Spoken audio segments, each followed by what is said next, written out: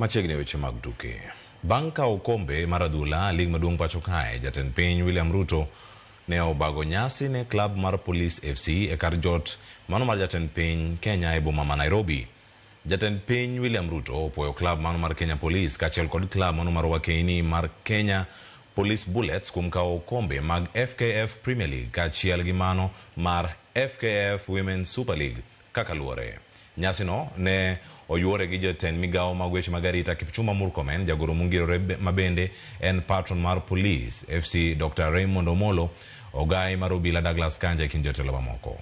Globally, and the place where that great sporting talent is nurtured is our Kenya Police, then this becomes a very significant morning that we are meeting here. The Kenya Premier League to make sure that we have more talents that are coming up, and through the leadership of FKF, already a lot is happening, to ensure that we make the league much more stronger. When I look back just a few years ago, when the men's team was still competing in the National Super League, NSL, what has happened since then feels almost surreal. League mapiny mar adhula mano mar FKF National Super League orumo ka klab mar Nairobi United ne odhi